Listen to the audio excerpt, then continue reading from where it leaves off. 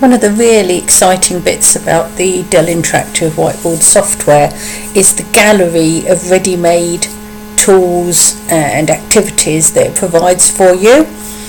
You access the gallery by clicking on this little icon here. It will take a moment to load up. The first time you use this, it might ask you if you want to build the gallery, in which case just click the button to do that. But once it's loaded, it will stay there for you. Okay, it's just loading up its different categories, and you'll get the gallery box open here, and you will see that there is a whole range of different categories, and these are a mixture of pictures and animations that you can add to your pages. One of the useful ones is the graphical organisers. You may have seen these from the How to Teach resources, but you can use the ones that are built into the whiteboard software here.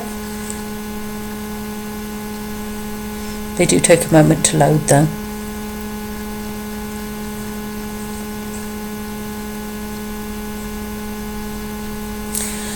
Okay, and you see now you've got a selection of different graphical organisers for different types of things you might want to do.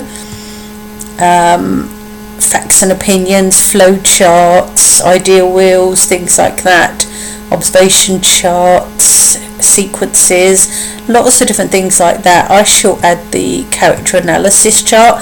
You just select them and drag them onto your page.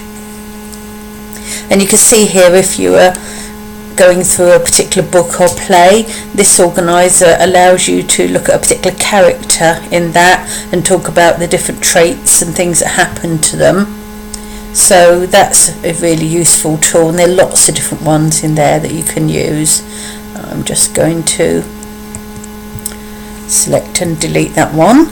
Okay, I'm going to go back home now to look at the rest of these things. If I click down here, see there's science, and let's go down here. Let's look at the space ones because there's some nice images here. Okay, so there's a lovely picture of the Earth from space. So you could actually use this if you were doing geography or just discussing things. So those are nice images in there, ready made for you.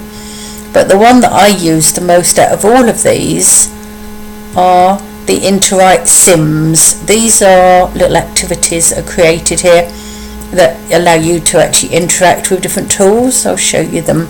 Say we go into maths, and these are really useful if you've got several pages and want to embed some maths activities in your lesson. They actually create all sorts of different activities, and you can just have a little short, sharp go of playing with these. An interesting one here, I'll just drag fractions onto here, and the fractions,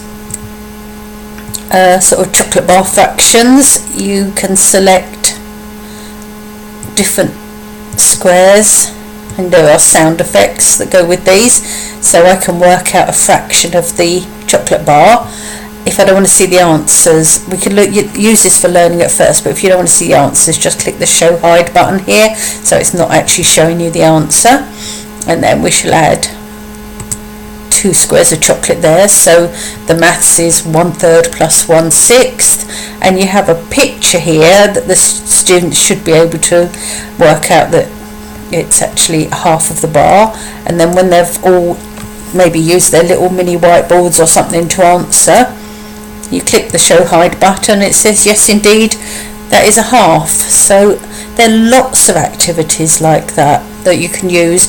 Build in your maths and English. You don't even have to think about it, create it. Really quick way of just building these things in. She'll delete that one. Another one here that's really nice is the colour spinner. If you want to do group work with your students but think that they might sort of not particularly want to choose their own groups, etc., if you decide how many groups, I want 5 in my class, and then you've got a different colour for each group of students, and you could use a text box to put the name for the grey group, the purple group, etc. next to it.